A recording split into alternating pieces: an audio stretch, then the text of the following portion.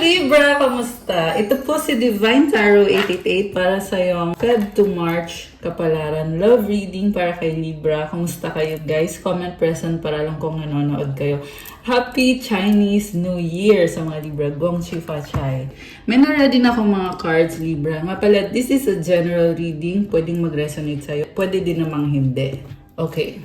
So, itong taong kadil mo, sobra siyang nasasaktan.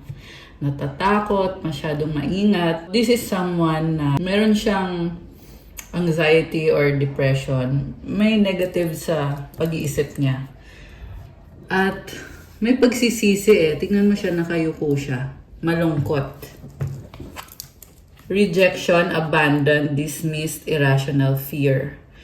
So, medyo napaparanoid kasi siya. Yan yung dahilan kung bakit siya malungkot. Mukhang nireject mo itong taong to. Or iniwanan mo siya, inabandon mo siya. Or feeling niya na inabandon mo siya or nireject mo siya. And masakit yun para sa kanya. Painful. Clarity, truth, intentions, honesty. So, gusto niya magkaroon ng pag-uusap, openness, honesty. Gusto niya malaman yung katotohanan. At mukhang naliliwanagan itong taong to. Escaping, avoiding, blocking, pushing away. Hindi niya maharap yung emosyon niya kasi na-overwhelm siya. Kasi nga, medyo napaparanoid nga siya. At baka yung iba sa inyo guys, yung kadinyo ay merong depression or mental health problem. Kaya ganon. Pero ito na nga, umiiwas kasi siya sa confrontation or sa pag-uusap. Kasi ayaw niyang ungkatin or ayaw niyang pag-usapan kung ano man itong mga bagay na connected sa relationship niyo or sa connection niyo. Kasi masakit para sa kanya to. Okay? Nag-invest siya sa'yo, pero ngayon, nakatalikod na siya. Pwedeng ng ibang bansa. Malayo na siya Yan yung nakikita ko dito. Malayo na siya.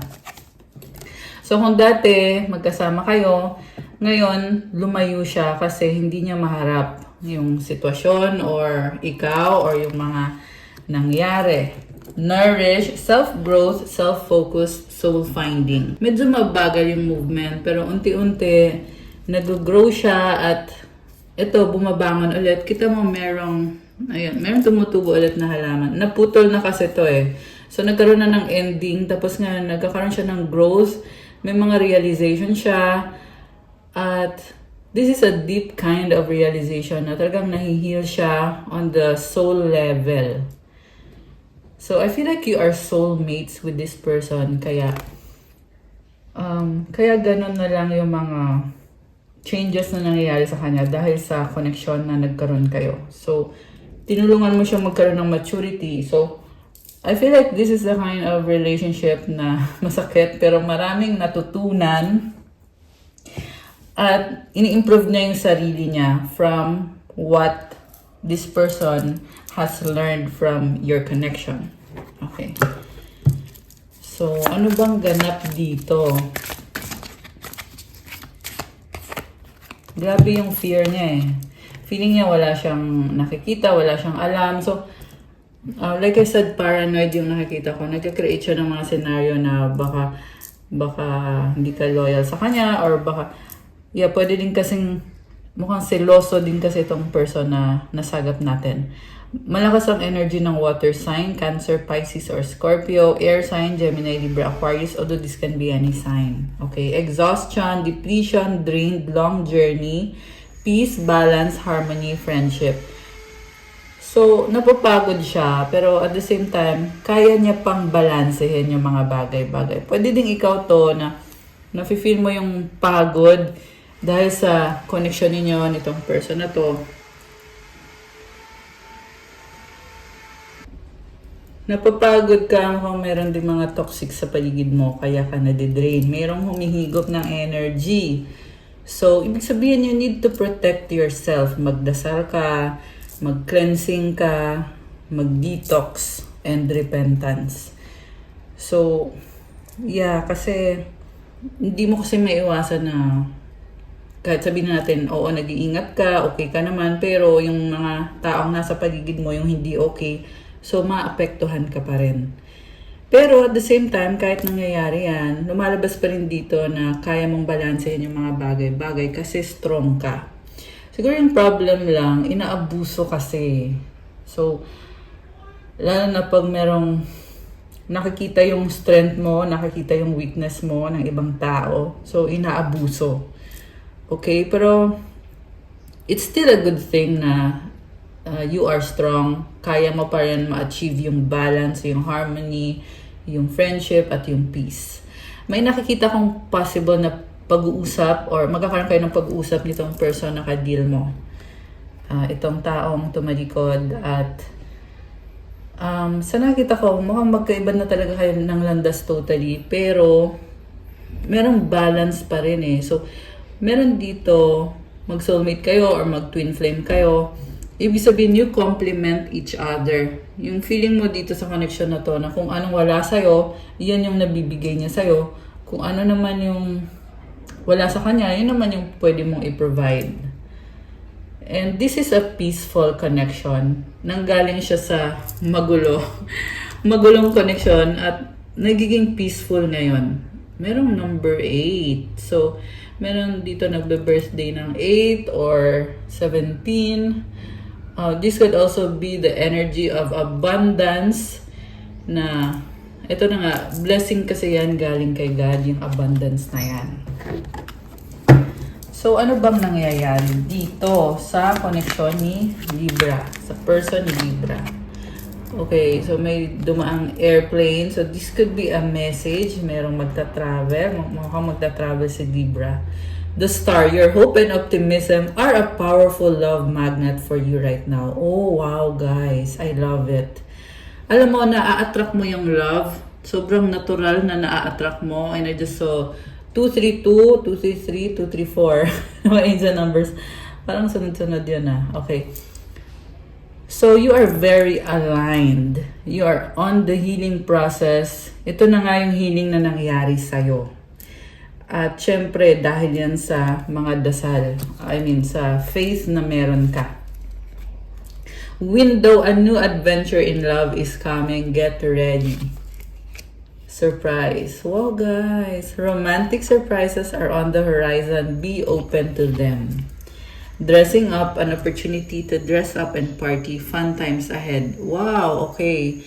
So, gusto kang i-surprise. Merong party, magkikita, mag-uusap.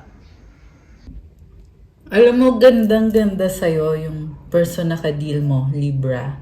Nakikita niya yung natural na ganda mo.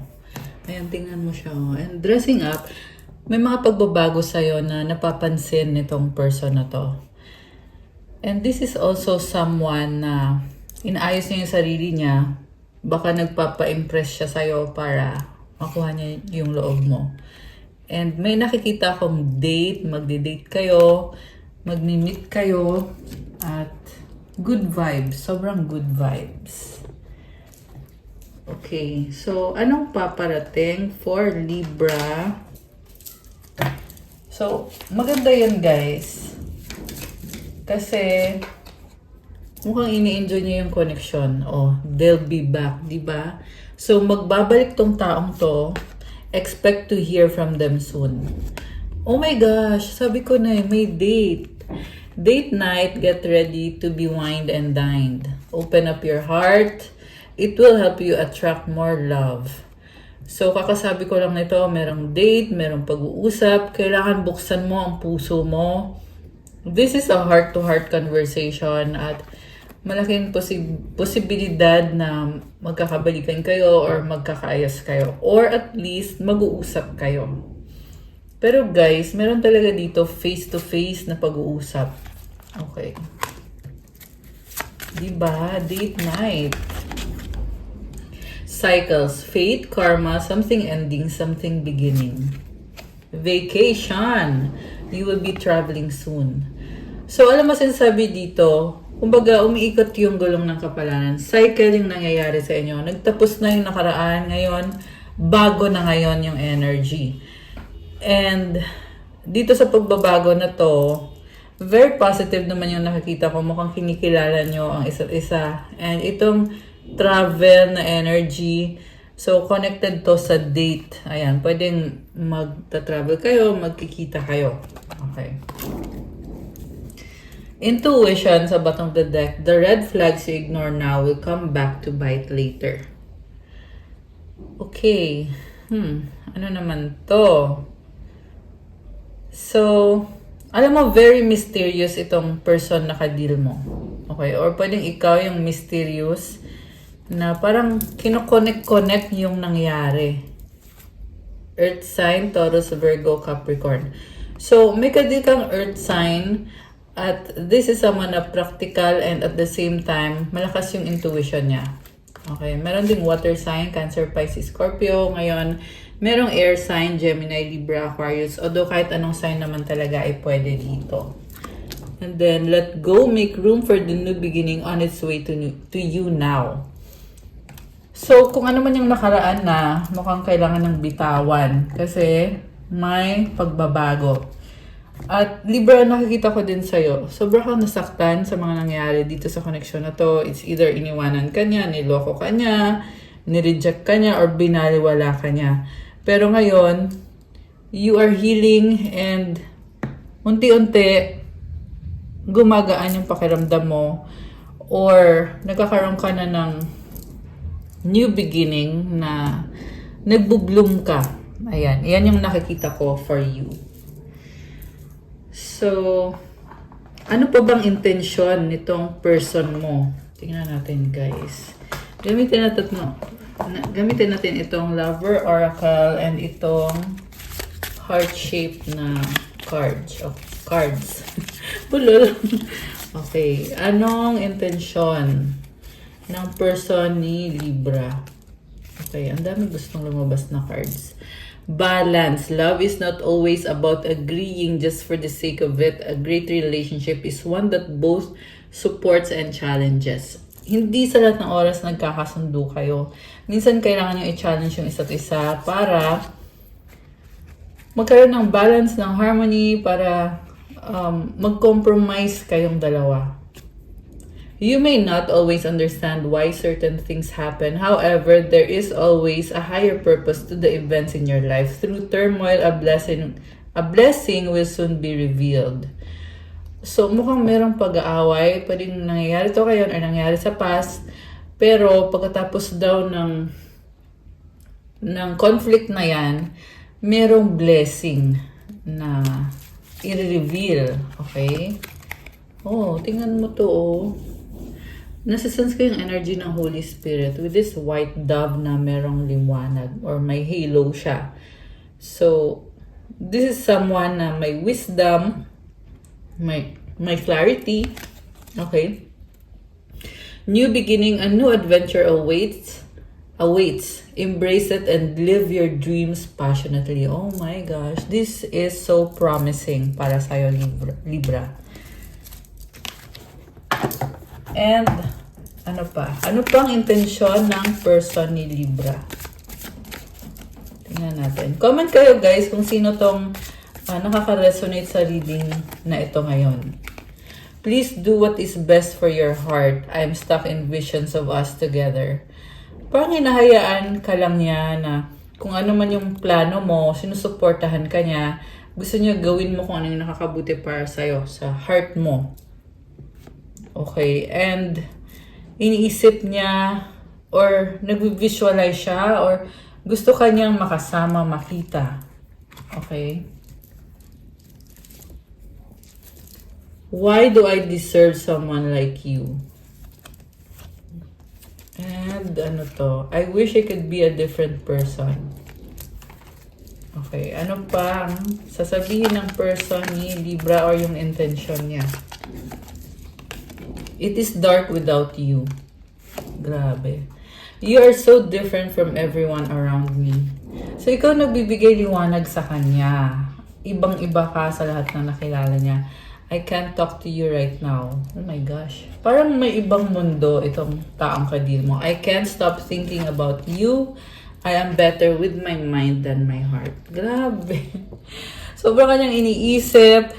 So, mukhang very vulnerable yung damdamin nitong person na to. Pero sobrang kanyang iniisip.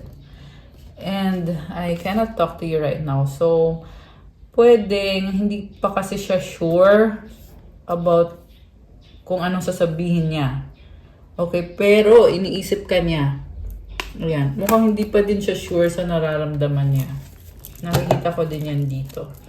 I wish I could be fully honest with you. I wish I could understand you. Oh my gosh. So, gusto niyang makipag-usap. Gusto niyang, parang ang dami niyang tanong sa'yo. Grabe. Ano pa? Ito, I can't take it anymore. Oh my goodness. Okay. So, tingnan natin from the tarot, guys. O, diba? Naalis ko agad yung mga cards. Okay.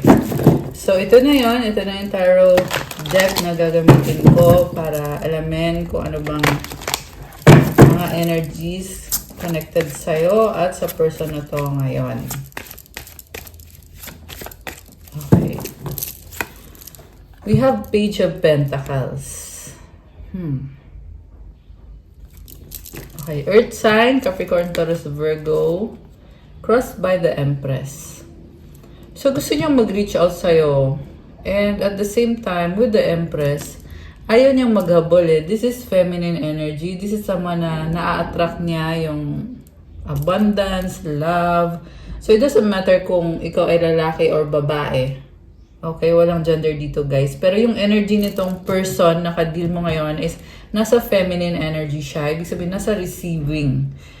So, okay, tingnan natin yung ibang cards. King of Wands, the Lovers, oh my gosh. So, again, I see a strong soulmate connection. Oh my gosh, napaka-intense nito, guys.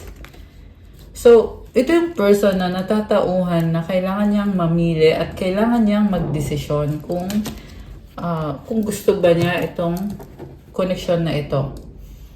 So, may nakikita din akong karmic connection na ka-deal nitong taong to. Okay, Queen of Wands. Alam mo, mukhang wala kayong commitment or this is someone na flirty ba siya?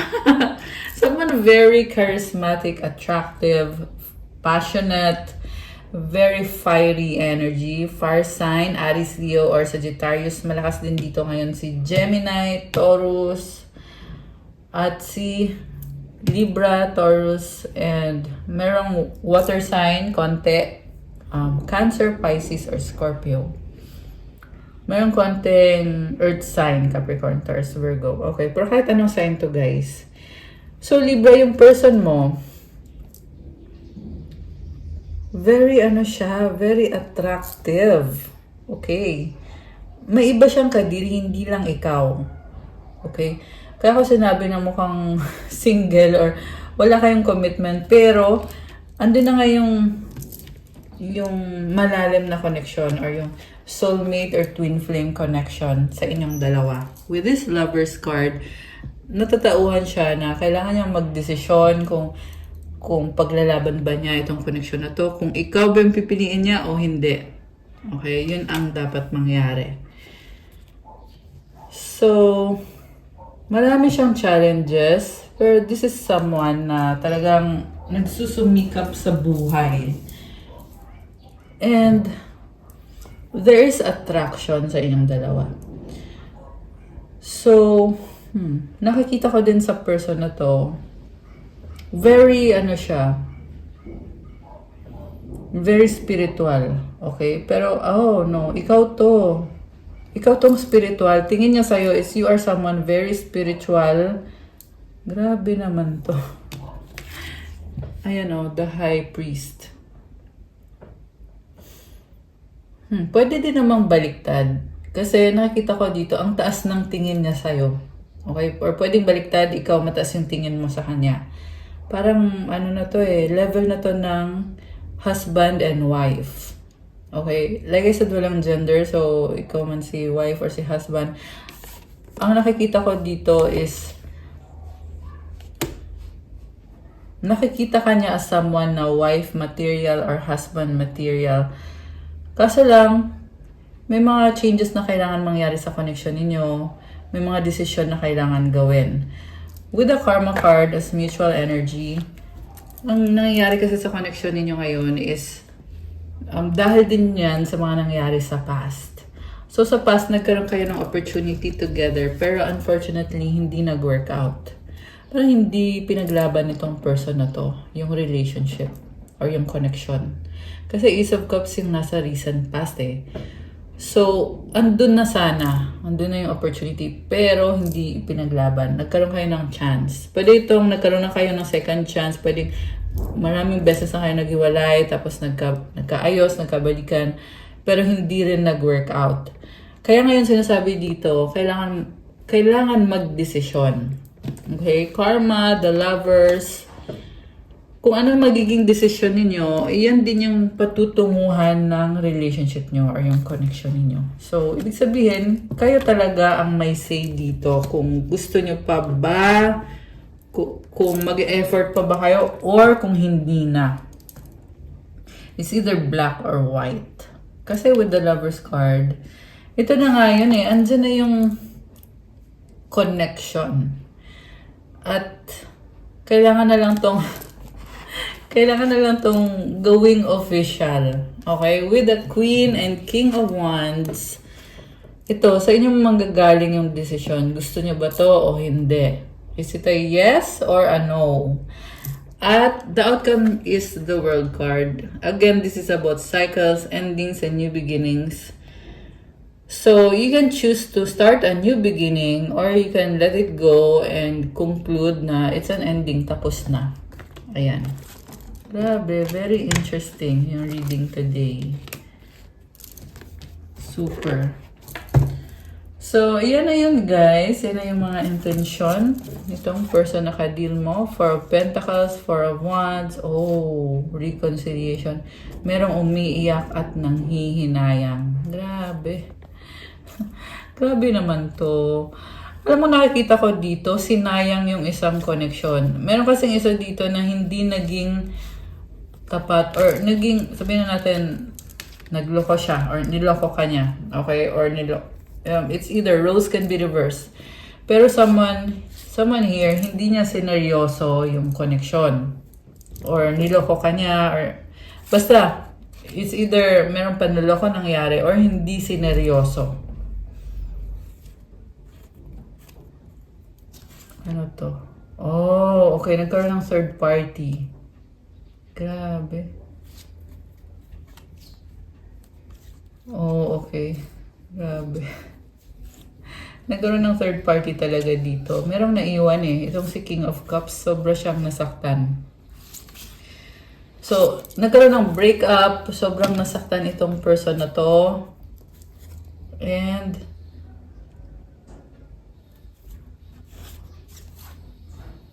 wow, Queen of Cups is here. Alam mo, sobra kanyang mahal, Libra. Okay? Compatible kayo sa nakikita ko. Yung problem lang talaga dito is hindi kayo magkasundo kung ano yung magiging desisyon ninyo, kung anong gagawin nyo, at kailangan ng pag-uusap. Okay? Pero, well, hindi naman kailangan. Kasi, you can live it like this. Or hayaan mo lang na ganyan yung mga nangyari. Hindi mo naman kailangan kausapin yung person. Depende talaga sa magiging desisyon ninyo. Pwede kayong mag-move on or pwede kayong mag-stay. Grabe. I feel like nasa point ka ngayon na binabalanse mo. Or siya, or pareho kayo. So, grabe. Tingnan natin. Anong mensahe para kay Libra? Or advice? Advice. Okay. Doubt. And one more. Dalawang mensahe. Travel. Offering all to the divine doesn't mean negativity never arises. But you can say, free me from this prison of doubt. I cast this burden to you. Show me your will and restore me to faith and confidence.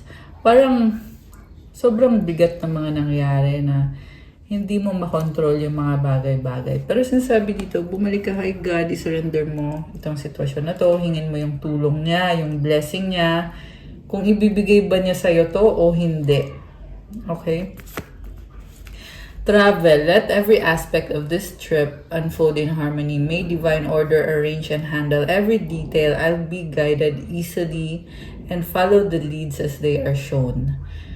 So, itong journey na to, una sa lahat, merong travel na literal. Meron din namang energy na parang you are on a journey na you're trying to discover ano ba tong sitwasyon na to or ano ba tong connection na to.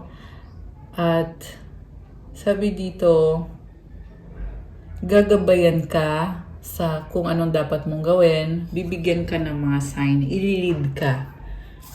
Ayan. Ayan. May nalaglag. Ano to? Two of Pentacles. Ayan, balancing. So, merong infinity symbol. Yeah, take it out to resonance. Ang nakita ko dito, harmonious. Harmonious and maraming pag-uusap. Okay, or kailangan magkaroon ng pag-uusap. Medyo emotional din yung energy. Ayan. Okay guys, that's all for you Libra para sa yung end of February and early March kapalaran. Thank you for watching. Pa-like, comment, subscribe, hit the notification bell. Let me know kung sa inyo ba ito nag-resonate para ma-acknowledge nyo na kailangan nyo ng gabay at masagap natin yung energy nyo sa mga readings na ginagawa natin. At pwede kayong mag-avail ng private reading kung kailangan nyo ng gabay. So, one-on-one session yon through video call. May bayad yon. How to avail, mag-message po kayo sa akin sa Viber or sa WhatsApp. Nasa description box po yung contact details. So, panoorin niyo yung love message na ipapublish hindi ngayon, baka bukas or, well, we will see kung kailan ma-upload. Pero, may announcement ako about annual reading na merong discount. So, para sa mga mag-a-avail ng private reading, you can message me tungkol dun sa discount, pa-discount. Ayan, so again, panoorin niyo po yung love message. Thank you, Libra! Gong Si Fa Chai! Sinyan, Kwaila! Happy Chinese New Year! Love you guys! Have a good day and God bless. Bye!